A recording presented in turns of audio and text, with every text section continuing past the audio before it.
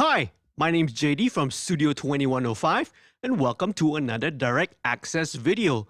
In this video, I'm going to be sharing with you my Cubase project template.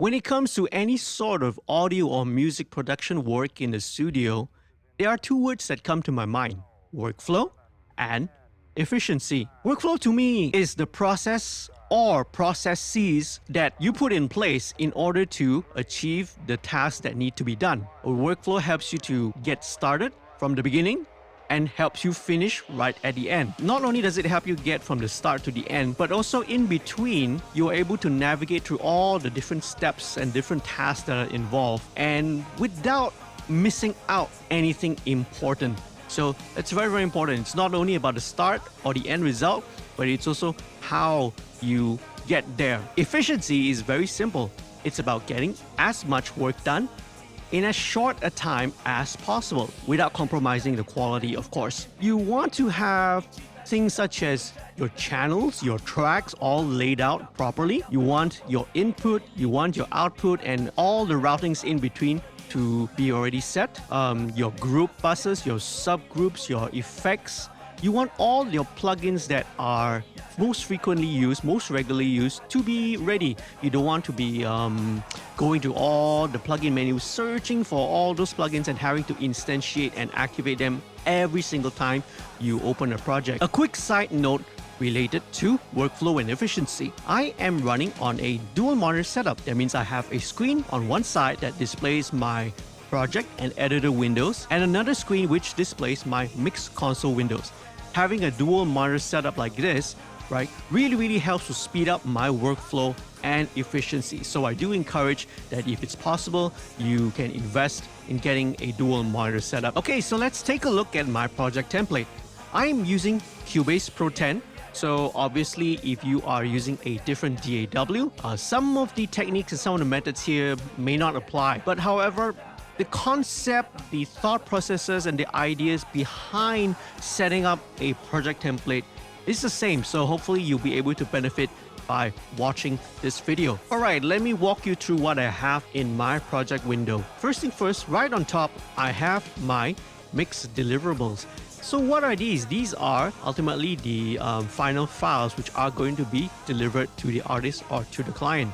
So let's take a look. There's three, and the first one is the full mix of the song. Now the second one is the music -1, MMO for short. So this would be the full mix of the song, the entire mix of the song minus the lead vocal.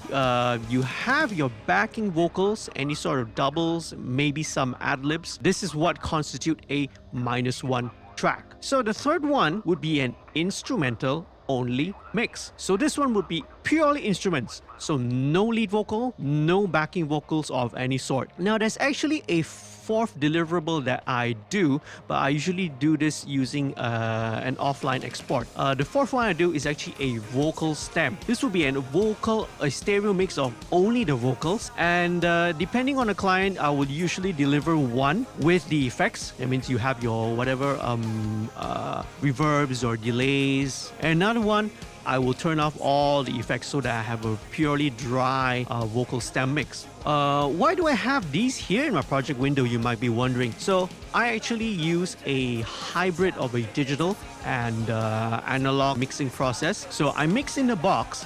When I print the mix, I should run it through some outboard processing gear. And I will probably cover this in another video for another time. Alright, the next item in the project window is the input and output channel fader. So this is very simple. It's basically just the master fader, the master volume fader inside Cubase.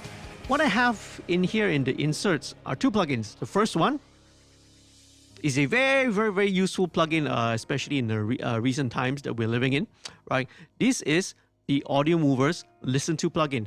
So this is a plugin which helps to stream a high quality audio, right, in almost near real time. So I've been using this for remote sessions, with clients. I also been using this for one-on-one tutorial sessions with students from the MixStream Academy. I'll do another video another date to show you how I use Audio Movers Listen to in conjunction with Zoom screen sharing in order to conduct these sort of remote sessions and remote classes. The second plugin which I have in my master insert is the Julian loudness meter. So this is a very, very handy, very, very useful loudness meter that you can download for free, right? So very important because not only does it have your normal metering parameters, but it's also a true peak meter as well. Very, very important, especially in this day and age where we are dealing with digital streaming platforms. So you can download this for free, and I'll leave the link to all the plugins which I use in my project template down in the description below. So the next item down on my project window is a folder containing my mix stems. So I have all these are all the separate groups which contain these main elements of the mix, all separated out and bust out into different groups. And there's a very very good reason why I've laid it out this way. So let's take a look. First thing first, this is a bus for all music. So all music here refers to all the musical instruments, right? Your bass, your piano, your guitars, your synths, your keyboards, all, but a very important point here, except for the drums, okay? So the drums get bussed directly to the stereo group. Now the second group I have here is very self-explanatory. This would be all the all vocals, okay? So lead vocals, backing vocals, gang vocals, all that sort gets routed here. Okay, now the third one is all effects. So this one would be all the effects that I use, mainly my reverbs, my delays, any sort of a modulation that are on my FX channels down here. The reason why these are all laid out separately in different subgroups is that it helps me to very quickly, very easily make not only separate stem mixes. For example, if I just want to do all the music, or let's say if I just want to export all the vocals, I can just mute all the musical instruments and just be left with vocals as well. Having the effects all on another subgroup again makes it easy. If I want to, let's say, export a stem which is dry, right, I can just straight away mute it and it will be dry without all the reverb and delays. The next thing down here is something which is really cool. This is what is referred to as the rear bus channel. So this is a technique which is very popular. That's kind of popularized by the fantastic and amazing Andrew Sheps, right? If you want to learn more about how to use rear bus and rear bus compression, right, you can probably check out any of the videos out there by Andrew Sheps that explains his methodology of how he uses it. Now, I don't use this that often, right? Because I find that to me, it only works only in certain circumstances, certain situations, certain styles of music. I would use the rear bus compression technique. I don't use it that often, but it's there just in case. I have it all set up so that, in case I need to use this method, use this technique, it's there and it's available. Alright, so you guys might be wondering, inside your master channel, nothing in your master channel, don't you use any sort of a Mixbuss processing? And the answer is, yes, I do. But I have it all set up here, okay, in a separate group, which I call the stereo bus, right? The stereo group. Okay, so this is where I have all my Mixbuss processing inside this stereo group. So all the different stems, right, from the music, the vocal, effects, all of this, the rear bus as well, all of these are all bussed and grouped into this stereo group here. Alright, let's take a look at my stereo group and the Mixbuss processing that I use. So the first plugin that I have on the inserts is the AOSys Air EQ Premium. This is basically just a smiley curve EQ. What it does is I have a very gentle, very subtle 1 dB boost on the air band, which they call it, right? And I have another very gentle as well, 1 dB boost on this earth band.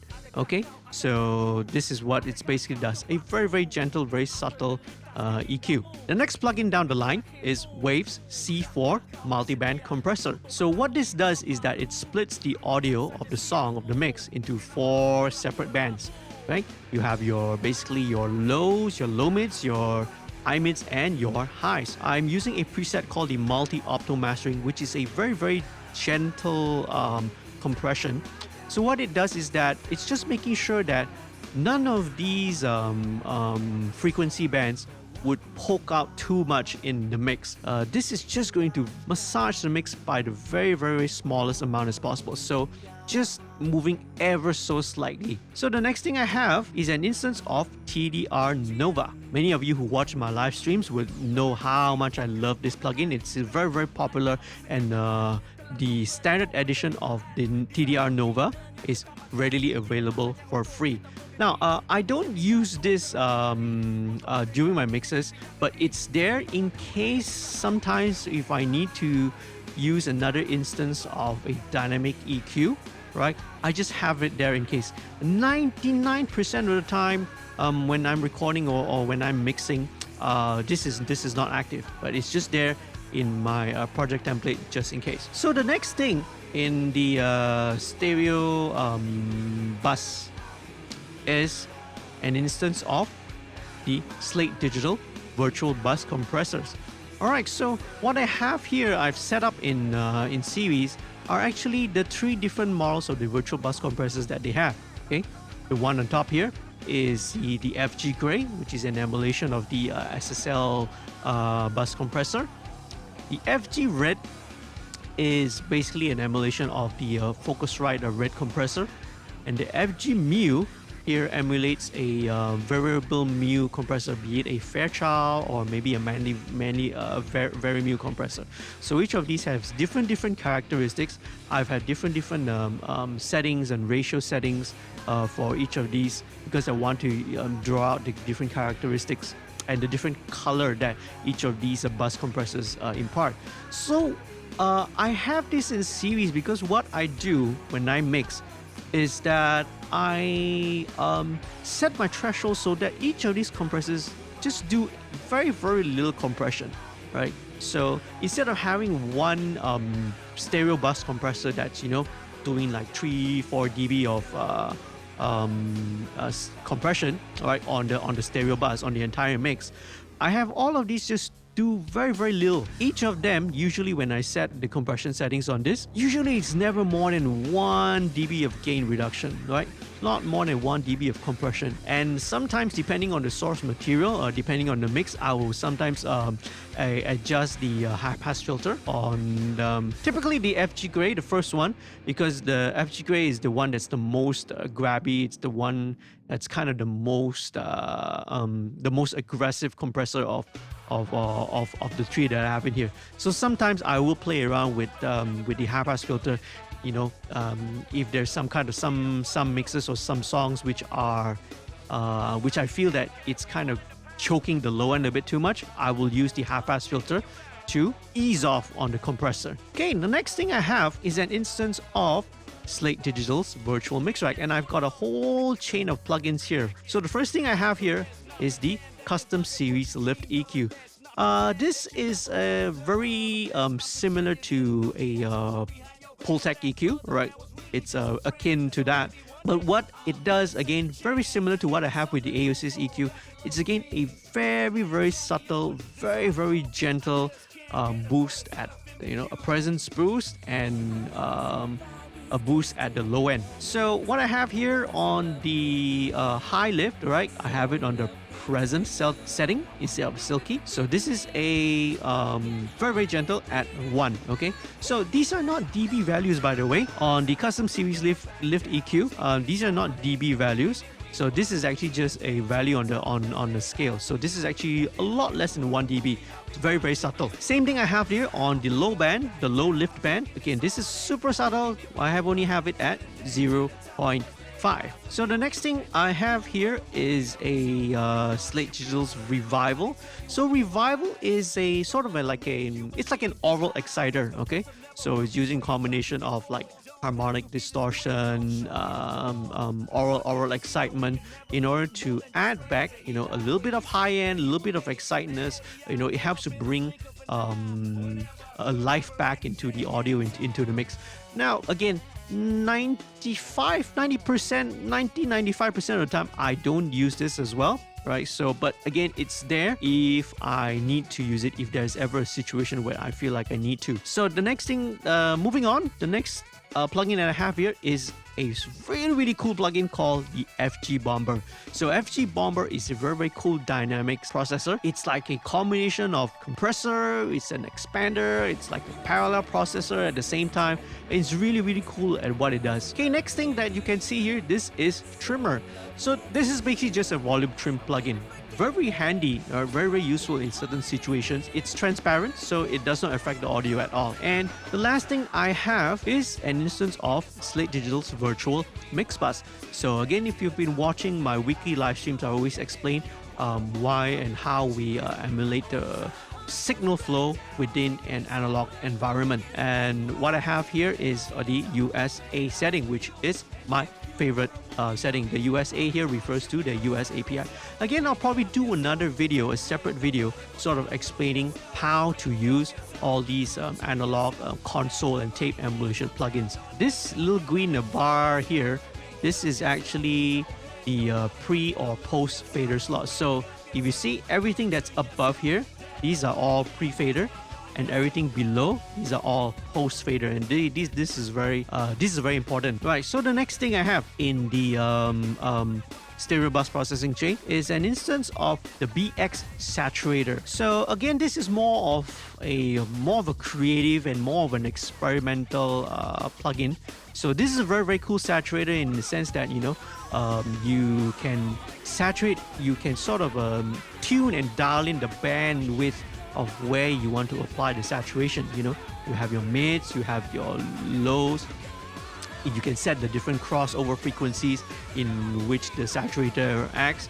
And not only that, it's very cool, it also has mid-side processing. So you can only be applying, you can apply different amounts of saturation to the mid, you can apply different amounts of saturation to the side information, and you can, you know, mix and match and balance it according to taste. So again, 90% of the time I don't have this, right? This is not on 90% of the time, right? But I'm just showing you that I have it in my stereo bus processing, just in case I need to use it. Maybe sometimes, you know, it could be just the missing ingredient that's there to a mix, right? So it's good to have it there, ready at an instance, anytime, just at my fingertips, okay? But most of the time, it's not engaged, it's not on. Okay, now, last thing on my stereo bus is an instance of virtual tape machines. Okay, so like I mentioned, right, in a digital environment, we sort of kind of miss the sort of the vibe and the kind of the sound that we hear on a lot of records that we used to love. Okay, so you know, that's the sound of working on analog tape and having it recorded on a great sounding analog console, and being mixed on a similarly, right, on an SSL or an Neve. So this is kind of emulating the workflow. So it's as if you are mixing down to analog tape. So once again, I'll do another video explaining the whole idea of using all these tape and console emulation plugins. But basically what I have in here, this is the very last item that I have, very last plugin in the entire chain. This is set to 30 inches per second, right, to ensure the widest frequency response. Half-inch 2-track, right, because that is normally what the mixdown format, right? It's mixed down to a half-inch 2-track analog tape. And the tape type, I've set it to the FG9, which is again a type of a tape. The FG9 is the Quantity GP9, right, if I recall correctly.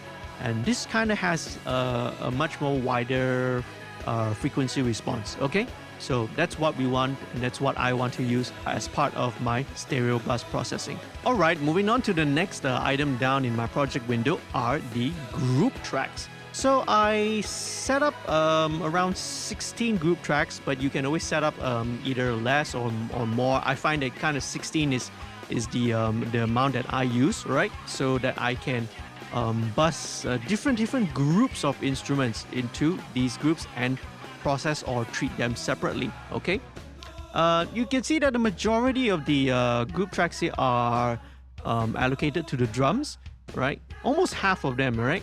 So I have a group for the snare, and I have another stereo group for toms, another stereo group for the overheads, stereo group for the room, and all these groups, the snare, toms, overhead, and room, are all then bussed into the drum stereo group as well. Okay, you can actually see here that I actually have one called drums parallel. This is kind of a little bit of holdover from my older mix templates. So this is drums parallel here is short for drums parallel processing. So I pretty much almost never use this anymore. I'm not really a huge fan of parallel processing on drums, but again, I have it set up just in case there ever comes a situation where I feel like I need to use it. It's there when it's available. So these are for drums. 1, 2, 3, 4, 5, 6 of these subgroups are used for drums. The next one I have is bass. So let's take a very quick look at what I have in this bass group. First thing first, this is an instance of Waves C4. Here what it does, I'm only using the low band, the lowest band. The other bands, the other 3 bands are all bypassed. What this is doing is basically compressing only the very lows, right? All the low bass frequencies, basically everything below 180, maybe 200 hertz and below. I'm kind of compressing the low end only because I do not want the bass frequencies to choke the compressor that's coming on following. So this is again very gentle, right? Just only a couple of dB of compression on the low end, just to make sure that the low end, right, the very lows are not going to be overwhelming and overpowering. So the next item that I have on my list is a very cool EQ. This is called the Surfer EQ by Soundtoys. Okay, so the version that I have is actually the Focusrite edition. It's Surfer EQ2 Boogie. This is actually available for free if you are a Focusrite user. I think if you sign up for an account, you are able to download this for free. This is a very cool plugin because it's called the Surfer EQ because this middle band here is an intelligent EQ which can track the specific frequency or specific notes, and not only the specific frequency, but it can also track the subsequent harmonics. You can go, let's say 2 would be the second harmonic above that, and so on and so forth, all the way up. So the next thing that I have in my bass group is UAD's 1176 Revision A. The Revision A is an earlier model, so it's a little bit more grittier. It's a little bit more, has a little bit more grit, a little bit more distortion to it compared to the later model, which is the blackface, the LN, right? So I love to use this, right?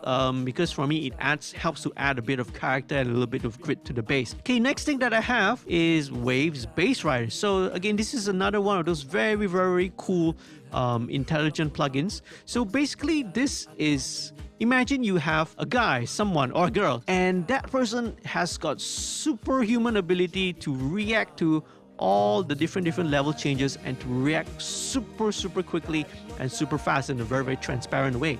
So that's basically what Bass Rider is about. You can take a look. The main one that you can see here is obviously the rider. They call it the rider, but this is basically a channel fader. Okay, so when Bass Rider works, you will see that this will ride up and down accordingly to the audio that's coming in. Again, I'll do another separate video to show you how I use Bass Rider in the mix. Let's move on now to the next plugin that I have. Super cool, and this is one of my favorite plugins. This is Waves MV2. MV2, if I'm not mistaken, in MV here starts for means more volume or max volume. This is a super cool plugin, right? Because it's a combination of several different things. It's a combination of the regular, vanilla type of compression that we're used to. But the very, very cool function and feature is what they call the low-level compression. So what low-level compression is, it's a very cool, it's a combination of expansion and parallel processing, and what it does, it helps to bring up all the low-level information and brings it up. But the very cool thing is that it's bringing all this information, it's bringing all the detail, it helps to bring up all the energy right inside the mix or inside the instrument that you're working on, in this case the bass, but without affecting all your peaks and your transients. So that's the very, very cool thing about it. And it's super simple, very, very easy to use. Again, you can watch any of the episodes of my MixStream videos and you will see this in use. Okay, so Waves MB2, check it out. I will have all this linked down in the description as well. The next plugin I have in my bass group is Waves R-Bass or Renaissance Bass. So this is a cool plugin. It helps you to mix and to process a bass in order to make it. One of the main uses is to help the bass project or be heard, especially if you are listening on smaller speaker systems, right? So it's a very, very useful plugin for that process. But there are other processors and other uses for our bass as well. Okay, and last and not least, I have this instance of virtual mix rack, but the only thing I have here is an instance of virtual Mixbuss. Similar to what I have on the stereo bus, I am also kind of trying to emulate the signal flow on an analog console. So for example, if on an analog console you may have stereo subgroups, so I'm again trying to emulate a signal flow of an actual analog console. So I have all these other groups as well. For instance, for example, I may be sending all my distortion guitars into this group. I may be sending all acoustic guitars maybe to another group, maybe all the keyboards, maybe clean guitars, and maybe let's say strings, and so on and so forth. Okay, so all these other groups are all empty at the moment, right? Because it depends on what instruments or what parts are involved in the recording and involved in the project. So the last two I've laid out here, right, would be a group for BVs. So all the backing vocals all go into a group so that I can all process and treat them together, right, as a group. And last of all would be the lead vocal. Okay, so very, very quick run through of what I use in the lead vocal group is here. The first thing here, I have a UAD Pultec EQ, followed by again another instance, one of my favorite plugins, right? Compressors. I think it's a favorite of a lot of people out there. Okay, this is again the 1176 Blue Stripe Revision A, followed by another instance of TDR Nova, and I have a Waves de-esser stereo. Okay, because bear in mind this is actually a stereo group, so you have to make sure that when you the plugins that you use are always the stereo versions. Okay. And again, another one of Waves MB2. Not only is it great on bass, but it's also fantastic on. It's super versatile. I've used it on, in this case vocals. Can use it on guitar. I've used it on drums. I can use it on so many things because what it does is super cool. The next one I have here, this is the cousin, right? Or maybe I should say the sibling of Bass Rider. This is Vocal Rider. So it does the same thing, same function, right? It tracks the volume, the incoming volume of the audio, in this case the vocal, and rides it. Again, I'll do another video, right, which I'll show you how I use Vocal Rider, another more detailed video, and so stay tuned for that. Bear in mind, these are all pre-fader, and what I have post-fader, I've got two plugins in here, which I really love to use. So this is the API 560 graphic EQ. So I usually use this, just to put a little bit of finishing and polishing touches on the vocal. For example, maybe I just want a little bit more presence. I'll bring up a little bit more 4K, a little bit more of air. I'll bring up the 16K. Or the vocal ends up a little bit too muddy, a little bit too nasal. I have the 250 and 500 hertz bands to use, and I'll dip this out. So very useful. I really love this on my vocal group. And last but not least, I have again another instance of virtual Mixbuss. Okay, so those are the group tracks. Let me move very quickly now into the effects. So I have 8 effects that I have ready in my project template, which I use almost all the time. So the first one that I have here, this is a reverb plugin called Reverence. So this comes bundled with Cubase. So this is a convolution reverb. Okay, so basically what this means that it uses impulse responses in order to simulate actual spaces. So for example, you know, by default it loads up LA Studio, and not only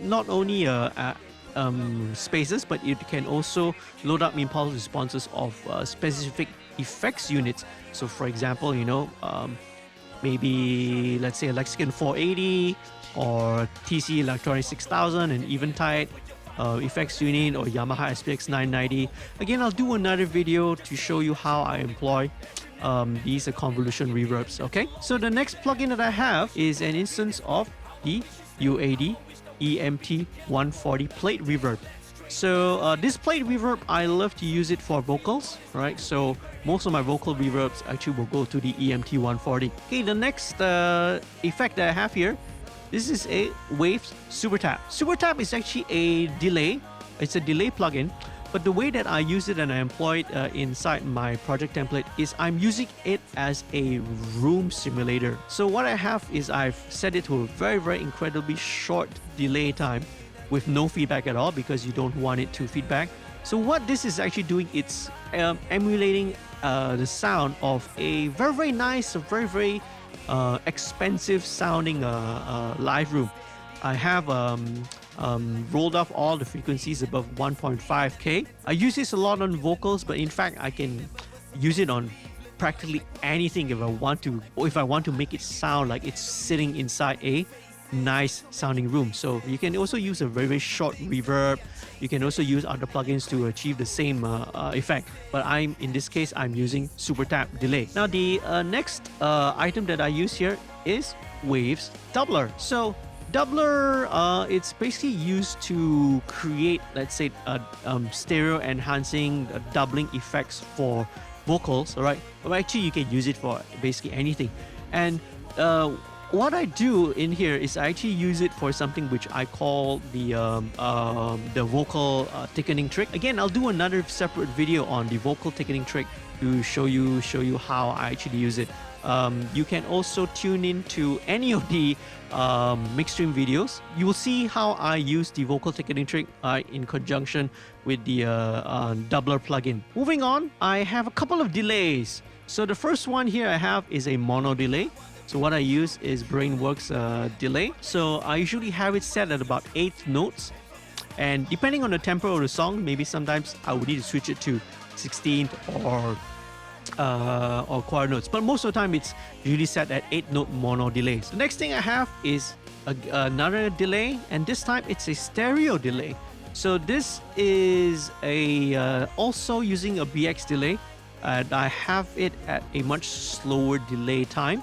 So this is usually at a quarter note, and sometimes I will and I will have this offset. Okay, meaning that these are, it's not exactly on quarter note. All of these are slightly offset, so it's slightly different delay values. But sometimes what I will do is I will change this and maybe switch another one to maybe, let's say, a dotted quarter note, or maybe even a quarter note triplets. Okay, because I want to have the delay time on my left and my right side to be slightly different, right? I want to have it slightly bounced around, because if you set it at the same delay setting, it's essentially giving you a mono delay. Okay, right, so that's a stereo delay. And the third one that I have here is a long delay, right? So this is for, let's say, maybe I want to do a vocal throw, a throw delay, or something like that. Okay, so what I love to use here is Soundtoys Lil Primaltap, and very cool. Soundtoys makes great sounding effects plugins, you know, from the reverbs to the delays to the distortion and saturation effects. Very cool, and you should consider checking it out. Last but not least, on my FX channel, right, this is actually a spare effects channel. All right, it's labeled FX8, right? So, but this is a spare effects channel. So in case, let's say, I come across the need that I want to use an additional delay, maybe another, some kind of modulation or an additional reverb, or maybe a special effect, I have this extra channel here just in case I need to use it. So that's my effects channel. Okay, time to take a look at the actual audio tracks itself. Okay, so this project template is actually a drum recording template. So obviously you can see these are all the drum tracks which have already been set up. Within the template, not only do I have all the bussing, the stereo groups, the channel groups, and all the plugins and effects channels already set up. So within your own DAW, you may have your own routing settings window. But in Cubase, this is under audio connections. I have different setups and presets. These are all the input settings and input routings when I'm doing drum recording. Right, I have a couple of other presets as well. So for example, if I'm doing vocals, right, it's another preset. If I'm doing bass, if I'm doing guitars, when I'm doing a mix, right, it's also a different set of routings as well. Same goes, right? You can also have different routing presets for your outputs. Similarly, right? For drum tracking, I have a different sort of a routing preset, and let's say for mixing, I also have a different routing output preset as well. Very quickly, I will point out though, this here is a click track, right? And you may be wondering, why not just simply use the built-in click track for inside your DAW, right? So there's a very quick reason, and I'll just very quickly cover it. So I have here a MIDI channel, right, with a click track set up here, and this MIDI channel, right, is being routed and being sent to a sampler. All right, it can be sent to any sort of a drum sampler. So in this case, what I'm using is, right, Steinberg's Groove Agent, and I've loaded up my own sample library using a couple of percussion sounds in here. So what this enables me and allows me to do is I can actually customize and create my own click track. Again, I'll do another video to sort of explain what's the process of creating a customized MIDI click track and what are the benefits and the advantages of using a MIDI click track. All right, last but not least, I'm going to show you my mix console windows and how I lay them out. All right, to the magic of video editing, let's go there. All right, so on my second screen, as you can see here, these are the mix console windows. So I have two mix console windows, one on top of the other. And what's so cool about these mix console windows is that you can set up different configurations according to what you want to view, what sort of channels, what type of channels that you want to view at the same time. So let me run you through quickly, okay? So this here, you can set your different channel types, right? This is a channel type filter. So for example, if you want to display all the channel types, right, you can do that.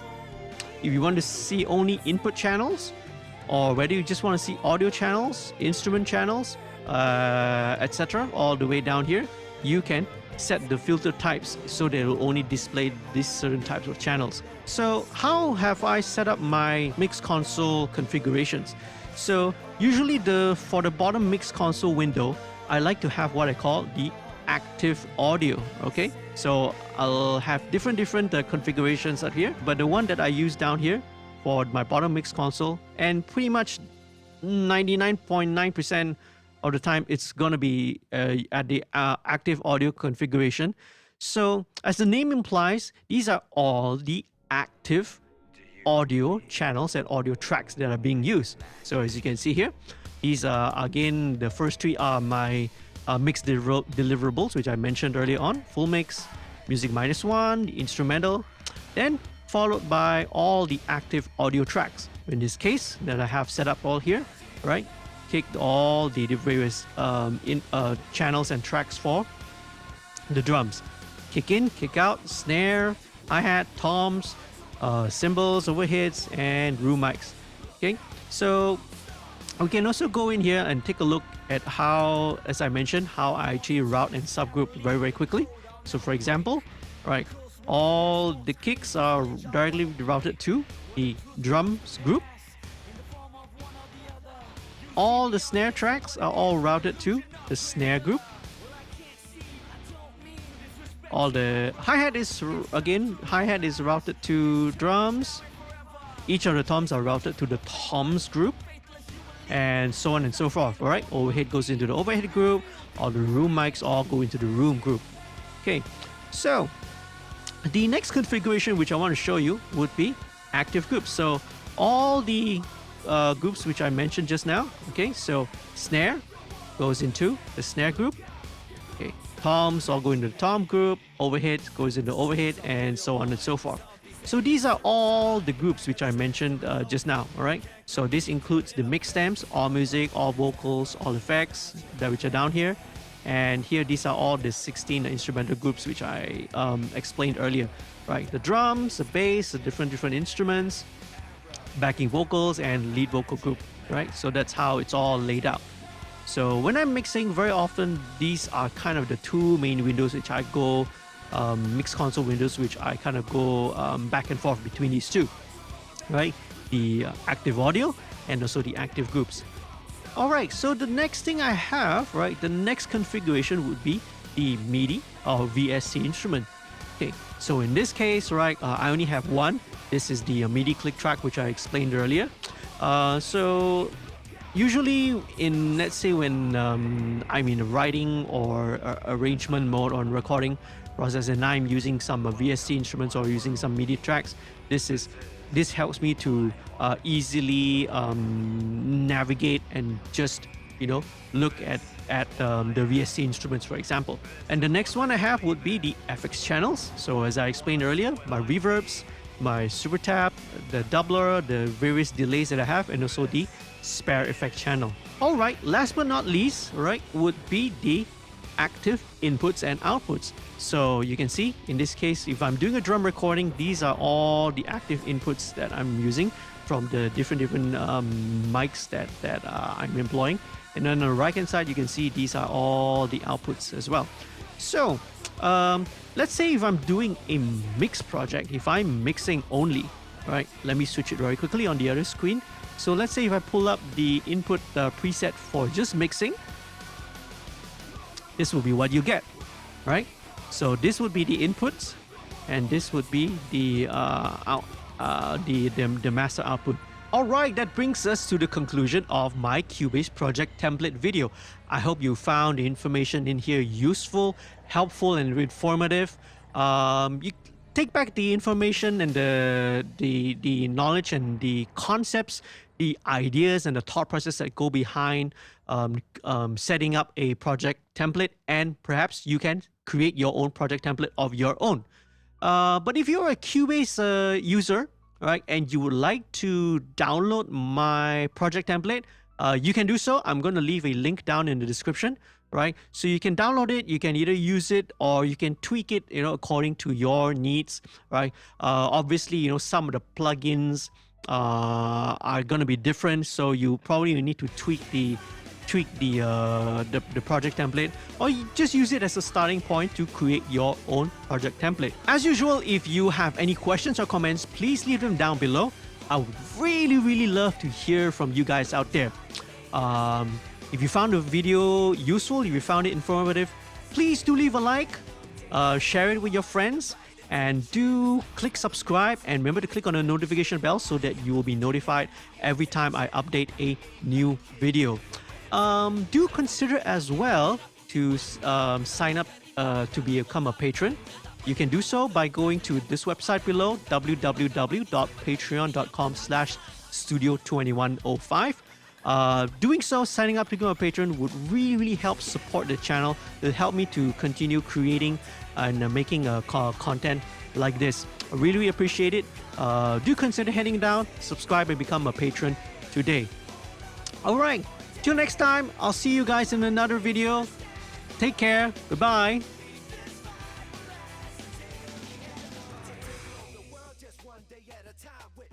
beats and rhymes, yes sir, this is my life. And yes, in life you bet I earn my stripes. Through this music, South Southeast and unites. And we gon' teach us soon.